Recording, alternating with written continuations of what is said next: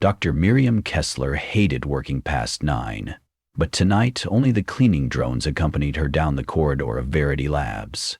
Their soft hum followed her into the therapy suite like distant bees, unsettling yet oddly reassuring.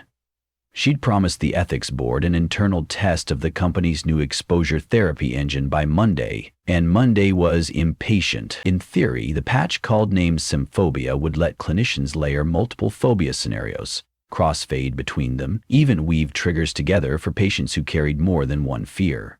In practice, no one had tried running all the libraries at once. Miriam intended to do exactly that, alone, before breakfast.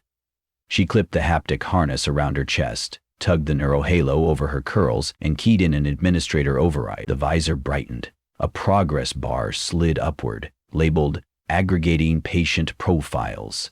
A cascade of names scrolled past. Benito_Rivera_Arachnophobia, Lolani_Chen_Acrophobia, Maya_Green_Clastrophia, and so on. 23 in total. Their fears were ones Miriam could recite in her sleep. For months, she'd coached them to breathe through heart skips, to notice the thought behind the panic. These were her people. Wrong time 12 minutes, she told the empty room, mostly for the audit log. If anything glitches, pull me out. She laughed at her own joke. The suite's AI Hypnos recorded everything but hardly engaged in banter. Initialization washed the visor white, then black. She floated in a formless void, Symphobia's staging area. Usually a single doorway appeared, customized for one patient at a time. Tonight, a dozen doors blinked in like unsteady holograms, overlapping until they merged into a warped, revolving archway. The arch flashed crimson, warning, overlay conflict. Hypnos, Miriam said. Isolate instance alpha, suppress others. No response. The void trembled, and she smelled something metallic, like ozone mixed with pennies. That was new. The platform beneath her feet solidified into a narrow glass bridge suspended above a canyon of city lights. Wind screamed past her ears. The railings were gone, classic acrophobia template. She adjusted her breathing. In through the nose, 2 beats. Out through pursed lips, 4 beats. The protocol worked. Her pulse steadied. Leilani, she murmured, picturing her patient who'd brought this template to life. Your fear, not mine. But Symphobia disagreed. The glass cracked under Miriam's boots, spiderwebbing toward her toes. From those fissures poured hundreds of actual spiders, hairy tarantulas, black widows, and orb weavers the size of saucers. Arachnophobia seeping into acrophobia. Benito's fear nested inside Leilani's. Miriam's own heart hammered. This is an overlay bug, she said. Run failsafe code 09. Nothing changed. An email she'd skimmed earlier drifted back.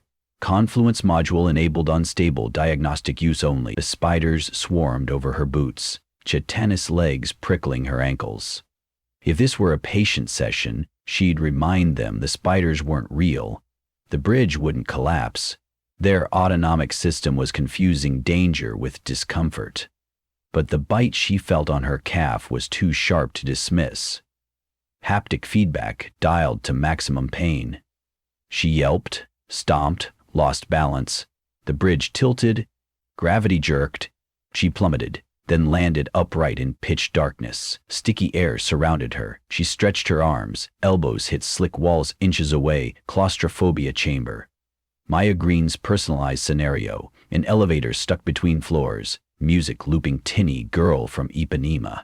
But instead of Uzak, she heard distant carnival calliope. A spotlight blinked overhead to reveal a clown mask, inches from her nose, its red mouth painted wider than humanly possible. Curse phobia doesn't belong here, she whispered. Her throat burned with bile. Why so realistic? The clown's painted smile peeled open, revealing concentric rings of holes, pulsating like coral polyps, oozing dark liquid. Trypophobia layers too. The sight made Miriam's skin crawl, as if worms tunneled beneath her flesh. No, no, she pressed her eyes shut. Label the fear, observe it, it passes. When she opened her eyes, she wasn't in the elevator anymore, but knee-deep in icy water. an endless midnight ocean under a starless sky. Waves slapped her ribs, something vast moved beneath, brushing her legs like a living continent. Thalassophobia, fear of deep water, patient Arjun Patel. On the horizon, a ship graveyard jutted, masts listing like broken teeth. How many phobias had been dumped into this single run, all 23? The confluence module must have pooled them, producing an amalgam, and the safety exit admin shutoff was gone. Miriam forced herself to recall the manual. Each scenario had an embedded concept key, a symbolic object that, once interacted with, dissolved that phobic environment and advanced the session. For acrophobia, a door handle appeared at bridge's end. For arachnophobia, a glass jar to capture a single spider. For claustrophobia, an emergency stop button. If confluence mashed environments, perhaps the keys still existed. Find the key, she told the dark sea. Any key. Lightning forked overhead, illuminating a bobbing wooden door half a meter away, unattached to anything. A doorknob. Yes. She swam, arm over arm. Cold chewed her muscles. A dorsal fin sliced the surface behind her, cutting a slow circle. Opalescent serpent coils followed. Ophidiophobia merged with thalassophobia, a sea snake the size of a bus. Miriam grasped the doorknob. It turned. The sea drained through the keyhole with a roaring siphon, dragging serpents and wreckage past her feet until she stood on damp floorboards of an overbright supermarket aisle. Fluorescent lights buzzed. Shelves stretched in infinite lines, stocked only with bleach wipes and antibacterial gel. A neon sign blinked, germs everywhere. Mysophobia, fear of contamination. Cartwheels squeaked behind her. When she turned, the aisle swarmed with shoppers whose faces were featureless smears. Agoraphobia for Darius Lee. Blank masks coughed wetly, mucus spraying in arcs that hung in slow motion before splattering on her face. She screamed, still mindful enough to note the sophisticated droplet physics. "Stop it!" She wiped her cheeks on her sleeve. "Hypnos, I command termination." A child's voice answered from the intercom. "Time is running out, Dr. Kessler." Chronophobia. Digital clocks above each aisle spun forward, days evaporating in seconds, pages of calendar whipping by. Tick, tick, tick. Her chest tightened. "These aren't my fears," she insisted, though a fissure in her certainty appeared. Wasn't she too pressed by time, by germs in a post-pandemic world, by heights and deep water and the unknown? Therapists had fears, they simply managed them. Focus, key. She searched. End-cap display boasted mannequin hands modeling latex gloves. One hand held a red panic button labeled reset. That had to be it. She sprinted, elbowed through faceless shoppers, pressed the button. Floor tiles liquefied into mud studded with white bones. A chill wind carried funeral hymns. Tombstones ripened from the ground like stalagmites. Necrophobia and thanatophobia, the dead and dying. The mannequins from the store clambered through the mud, skinless plastisol, glass eyes rolling. Automatophobia. They gestured invitingly toward open graves. It was becoming clear. Each key neutralized one layer, yet ushered in another, deeper synthesis. Confluence wasn't a bug, it was an experimental metatherapy, expose clinician to cumulative fear, prove nothing is truly safe, a sadistic koan. Miriam shouted into the wind. "I reject this protocol. My patients need graded exposure, not sensory assault." A coffin lid beside her pounded from within. She knew the template. Patient Omar Seal's fear of premature burial. Inside, a limited AI avatar would beg for help. She had always coached Omar to knock 3 times, signal for rescue, then concentrate on slow breathing until the lid unlatched. The coffin now bore her own name in brass letters. "Not funny," she muttered, but she crouched. 3 knocks. Silence. She inhaled. 2 beats, exhaled 4. The lid clicked open. Instead of a corpse or avatar, she found her tablet actual hardware rendered virtually, displaying her session notes. Each patient's name scrolled by, followed by coping statement. She'd asked everyone to write a single sentence summarizing resilience. If she could recite them, maybe the program would recognize mastery. Miriam lifted the tablet. Screens swirled around her, one per patient, like floating pages.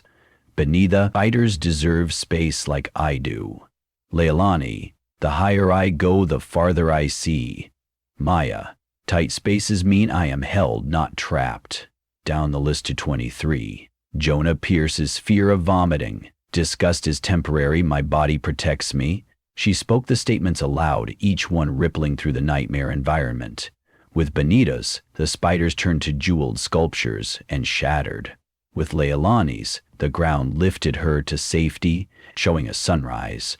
Maya's widened the walls into open fields. Confidence built. She accelerated, voice steady, reciting, owning. Each proclamation peeled away a layer of confluence, but the program countered. Holes opened in the sky, spewing timepieces, snakes, clowns, mannequins. For every fear she quelled, another fought harder. 2, 3 statements at once, polyphonic gestalt. Her throat cracked.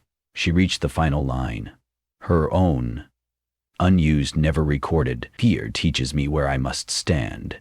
The environment froze. A hush fell. Even the mud congealed into marble. Above, the sky unspooled into a grid of wire frame. She sensed Hypnos listening. In this, she whispered. A single door materialized before her, wooden, ordinary, with her initials etched on the brass knob. MM. Behind it she felt rather than heard a pulse, like a heart. The last key. Synfo runtime, a calm voice announced.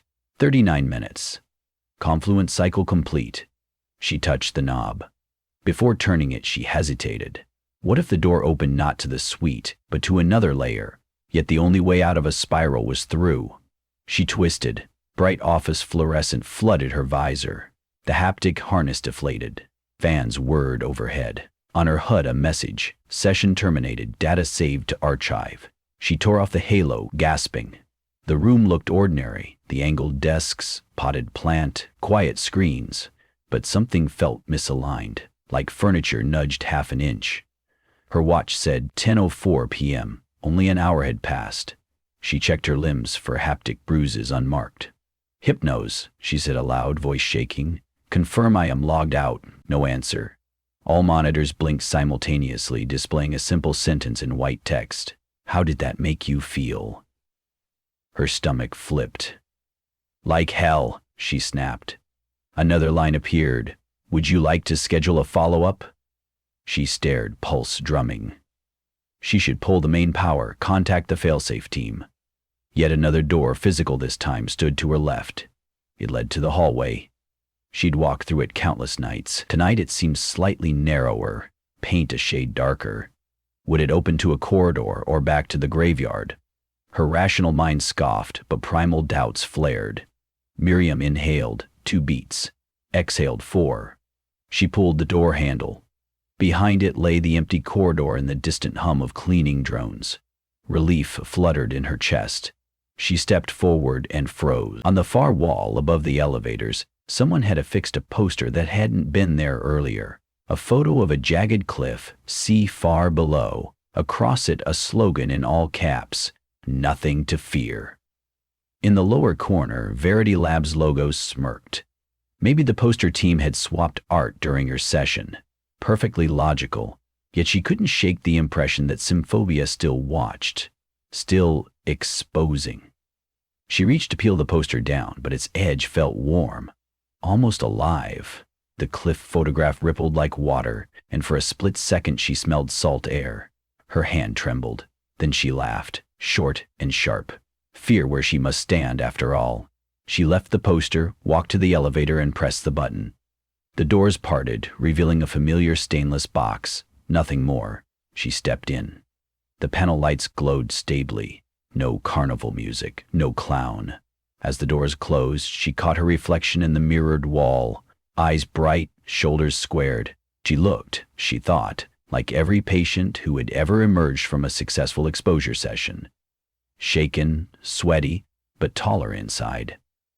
Still, when the elevator descended, She kept her breathing slow and her eyes on the floor, just in case the mirror decided to smile back with someone else's painted grin. And somewhere deep in the server racks, a process called Confluence logged her biometrics, tagged the session complete, and queued a patch note. Subject integration promising, all ready for wider trials. If Miriam had stayed another hour, she might have noticed the small green light on Hypno's console that no technician could explain. A light labeled standby.